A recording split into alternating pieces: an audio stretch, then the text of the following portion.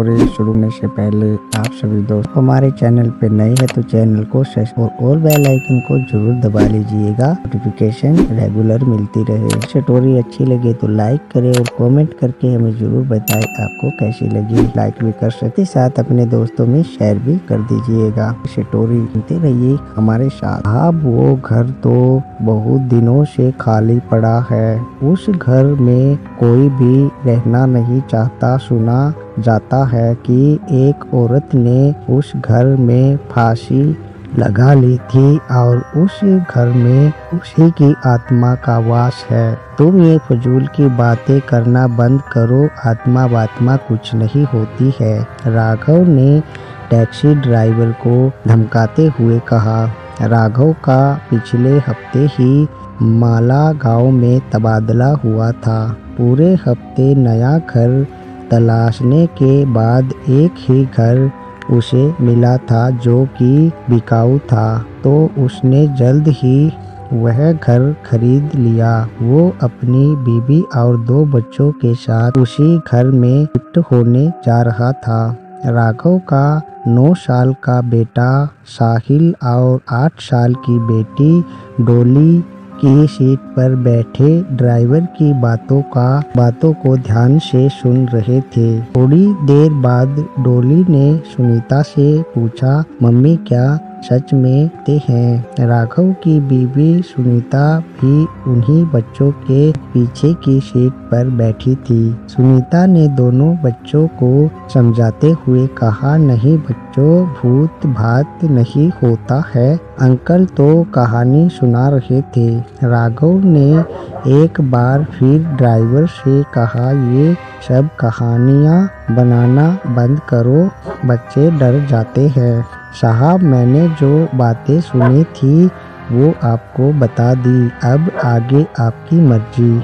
Driver ने राघव से कहा। शाम का समय हो गया था, सूरज ढलने को था, लेकिन अभी भी हल्की सी धूप खिली थी।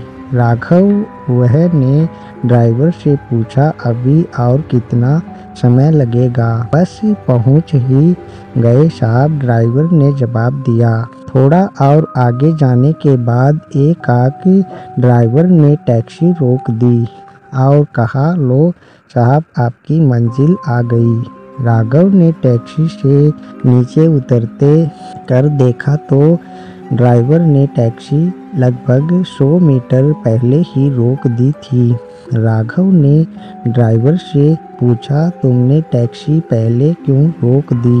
अभी थोड़ा और आगे चलो। साहब, अब मैं और आगे नहीं जाऊंगा, भले ही आप मेरे पैसे काट लीजिए, शाम के समय कोई भी यहाँ नहीं आता, ड्राइवर ने घबराते हुए कहा। राघव ने उसे ज़्यादा बहस नहीं की और उसका किराया दे दिया।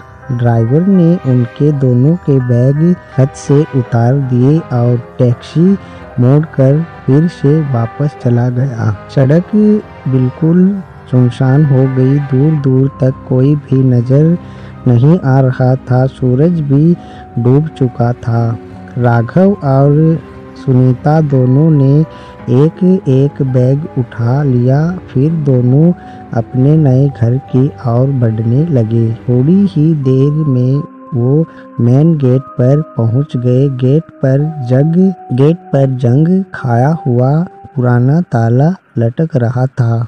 तभी ना जाने कहां से उनके पास एक बूढ़ी औरत आ गई, हाथ में लाठी लिए थी, उसके बाल उलझे थे, चेहरे पर काफी छुरियां पड़ी हुई थी, लगभग 90 साल की तो होगी ही। उस बूढ़ी औरत ने उससे पूछा, तुम लोग कहाँ जा रहे हो? राघव ने उसे बताया, हम लोग तो इस घर में रहने के लिए आए हैं। उस बूढ़ी औरत ने जैसे ही यह बात सुनी, वो जोर जोर से कहने लगी, लौट जाओ, यहाँ से लौट जाओ, वह किसी को नहीं छोड़ेगी। यहाँ जो कोई भी आता है वो जिंदा वापस लौटकर नहीं जाता। तुम सब मरोगे, लौट जाओ, यहाँ से लौट जाओ, अभी भी समय है, वापस चले जाओ। तभी उस घर का चौकीदार राम सही वहां आ गया और उसने उस बुढ़िया औरत को वहां से भगाते हुए कहा, चल बुढ़िया निकल यहाँ से, भाग, कुछ भी बकती रहती है, पागल कहीं की। साहब आप इसकी बातों पर ध्यान मत दीजिए, ये तो पागल बुढ़िया है, कुछ भी बकती रहती है, आप घर में चलिए। राम सही ने जंग लगी सरियों से बने गेट पर लटक रहे ताले को खोलते हुए कहा, दरअसल राम सही की उस घर की देखभाल रखता था और वह माली का भी काम करता था। राम सही ने गेट खोला, घर काफी पुराना लग रहा था, धूल और तो से सारा घर ढका हुआ था। उस घर के आसपास कोई दूसरा घर भी नहीं था, दूर दूर तक केवल जंगल ही जंगल था। राम सही ने दोनों बैग अपने हाथ में उठा लिए और अंदर जाकर घर का दरवाजा खोल दिया। राम सही घर में चला गया, पीछे पीछे वे चारों लोग भी अंदर चले गए। घर के अंदर उनकी आवाज गूंज रही थी, सारे घर को मकड़ियों ने अपना घर बना रखा था। राम सही ने फिर उनको उनका कमरा दिखाया जो कि ऊपर वाले फ्लोर पर था। उसने जैसे ही गेट खोला वैसे ही फरस से 2 कबूतर कमरे से बाहर उड़ गए। सारा सामान बिखरा पड़ा था, पूरे कमरे में धूल की चादर बिछी थी। राम सही ने बैग उनके कमरे में रख दिया और उनसे कहा, साहब आप लोग अपना सामान व्यवस्थित रखिए, ये रख लीजिए, तब तक मैं खाने का कुछ इंतजाम करता हूँ। राम सही चला गया, उन्हें पूरे घर को साफ करना था, इसलिए उन्होंने कमरे से शुरुआत की और वे लोग तुरंत ही काम पर लग गए। थोड़ी ही देर में उन्होंने अपने कमरे को साफ कर लिया और सारा सामान व्यवस्थित तरीके से रख लिया।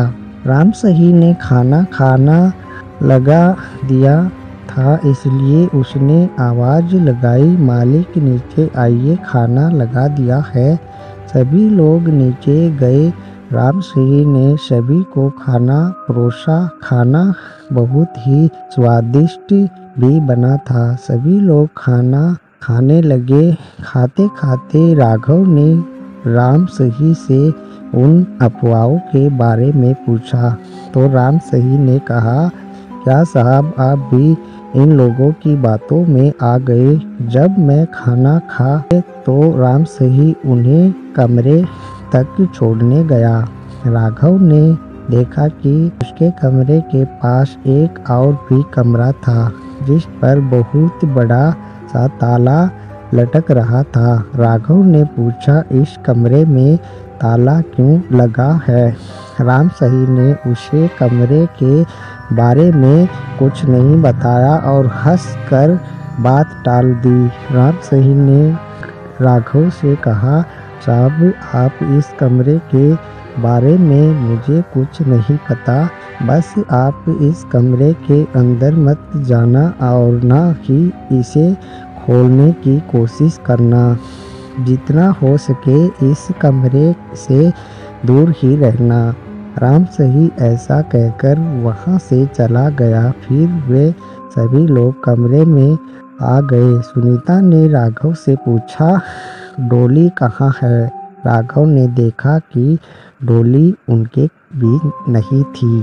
दोस्तों, हॉन्टेड हाउस की हॉरर स्टोरी हुई पूरी।